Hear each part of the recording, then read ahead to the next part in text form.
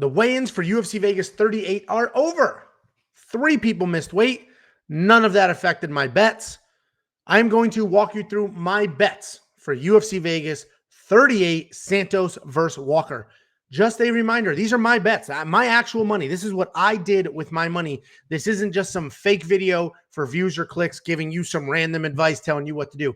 These are my bets, what I have done with my hard-earned dollars. I will warn you now, this card is really hard. I forced a few of these. There was a few of them that I didn't really love, but I was like, you know what? Let me just do it. I feel like I don't have enough action. And that is stupid. That is not something you should do. I shouldn't have done it. You feel the bet or you don't feel the bet. You don't just force things for the sake of, oh, I only had, 2 units on this whole card. It's dumb. I shouldn't have forced it, but I still will walk you through what I've done and the logic behind them, because for me, it was a force. For you, it might not have been. I'm ultra conservative. That is why I am up money every single week, because I pick my spots. This week, I picked a little looser than normal, but I'll still walk you through the logic, and you can follow along if you want. Go to wewantpicks.com/bets. We have 2 different options that you should jump into. We have a 100% deposit match for BetOnline. BetOnline has by far the best prop bets for UFC. Period. End of story. You get tons of options and really cool prop bets. I have one of them on here that I'll walk you through. The other option is BetUS, a 125% deposit match. And they have the best parlay options and the best customer service. You literally get an 800 number to call if you have questions or issues or feel like there's something wrong. And the parlay options are by far the best. You can take anything you want, put them together into a parlay. So those are the 2 big options. Free money with the deposit matches. Grab one of those and follow along. I have only one single money line bet, and that is Joe Solecki at -126. This card was interesting because the favorites were massive favorites. All of the underdogs I felt were live, but none of them, I didn't love the lines on any of them. It's such a weird card where all of these fights can go either direction. Almost every single person on this card is coming off of a loss. A couple people, their backs are completely against the wall, and you just don't know what you'll get with those people. Joe Solecki, he's coming off a win. Joe Solecki's a great grappler. He's got nice, clean boxing. He's fighting a good wrestler, and it's possible Joe Solecki spends the fight on his back dealing with that. I just don't know if Jared Gordon, his opponent, wants to take Joe down, because Joe is dangerous on the ground. So Joe's just a very slight favorite. I do like him. Like I said, his striking is nice and clean, and he's a good grappler. So I think he can win the striking exchanges. He potentially would get shot in on or taken down, create a scramble, work from there, and get something going. So I like Joe Solecki, -126. That's the only money line bet that I have.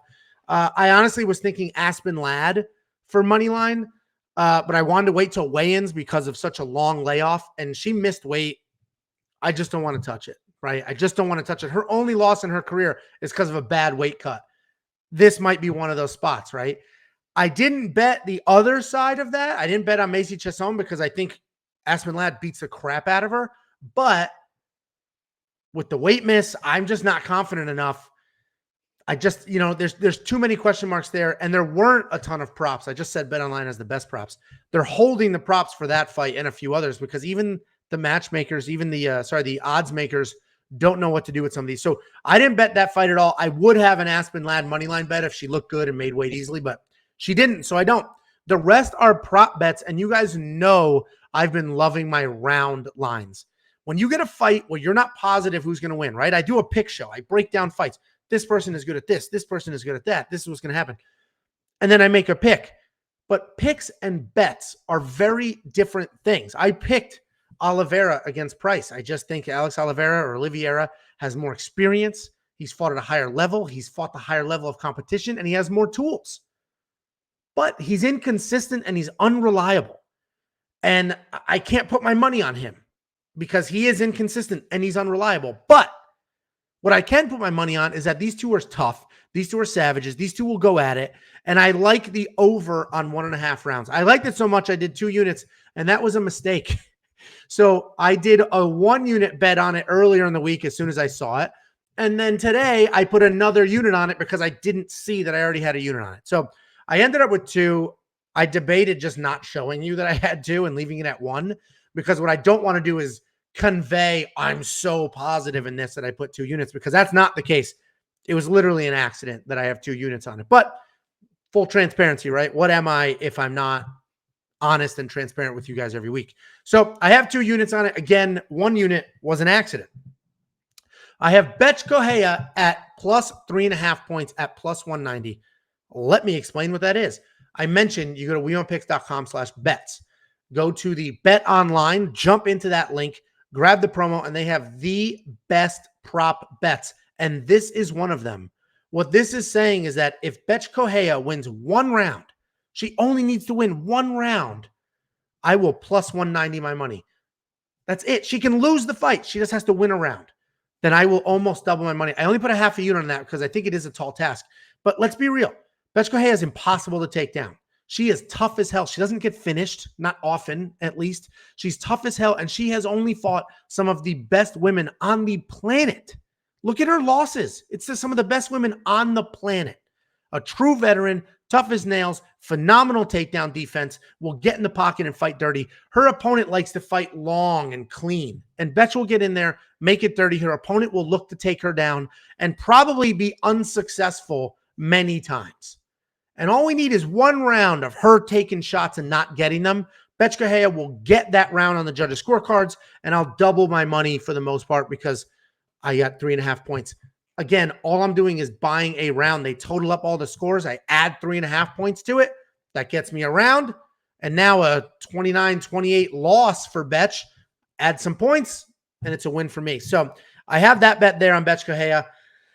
It's her retirement fight. It's risky, right? Because she could come out, look the best she's ever looked because this is it for her and she knows it. Or, you know, she's just doing it for the money. It is what it is. And then looks flat. Then I have Walker Santos over 1.5 rounds at minus 115. That's honestly the one I should have put 2 units on, because that fight, listen, they're both dangerous as hell. Incredibly stupid, ridiculously dangerous. Both of them. But they're both tough. And I think there's some recency bias with this line. The fact that it's a 5-round main event. We just saw Santos go 5 rounds, 3 rounds. You know, we just saw him go to the distance in a few fights. I think that line, the round line of only 1.5 for a 5-round main event, I think it's because Johnny Walker got knocked out cold by Corey Anderson a few years ago. And, you know, both these guys are super dangerous, but Santos is tough as hell. He's not getting put out. He just fought Alexander Rasek. He didn't get put out. He fought Glover. He almost did the putting out. So, you know, the way I see it, Johnny Walker's super long, super tough. Santos is super tough, super fast. I picked Johnny Walker to win the fight. He is an underdog. I may end up putting a money line on him. We'll see. But I felt way more comfortable betting the over on 1.5 rounds. I think this goes a few rounds. I really do. They're both tough. They're both going to go at it. I think it goes over 1.5 for sure. It's almost even money. I put a unit on that. And then we have Perez Eduardo. Fight does not go the distance. This is the card opener. And, you know, the reality is both these guys are coming off of super long layoffs. Neither one of these guys are amazing. Johnny Eduardo is the definition of feast or famine. He does the knockout or gets knocked out. Alejandro Perez, he's happy to get sucked into a firefight. He's got, you know, good wrestling, but he doesn't use it. And these guys are just going to go at it. They're just going to absolutely go at it. Somebody's going to get stopped. I'm not even positive who. I think Alejandro Perez wins. But you know what? The round line, so the under on rounds was like minus 150. The fight, you know, you pick either one of them to win by a stoppage. You know, you'll get some plus odds, but it's going to be a firefight. So I got better odds than most of you will. Hopefully you followed along because I placed this bet early. I talked about it in the main video. I got it at minus 115. I think it's swelled up to like minus 160 now, but that fight's not going to go the distance. And the round line is funny because the round line means under 2.5. Well, I get the whole distance. I get that extra 2.5 at the, you know, the extra half a round in the third. So minus 115, I do love it. I'm not going to double down on it because the line moves so much, but that's probably the last 2 bets are my most confident. Those are the 2 that I opened this week with.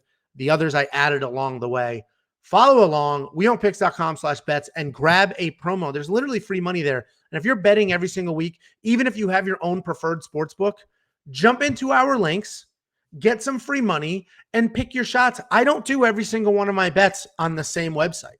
I bounce between them for better odds. I'll go to Bet Online for the best prop bets, like +3.5. I'll go to Bet US if I do some interesting parlays. And then sometimes you get a better round line. And some fights, they don't even have prop bets for on one sports book and they do on another. So have multiple options, jump in, get your free money, and play around with that, especially if we're doing it every single week, whether you're casual, whether a unit is $10 for you or $100. Free money is free money. Play them against each other. I'll see you Saturday.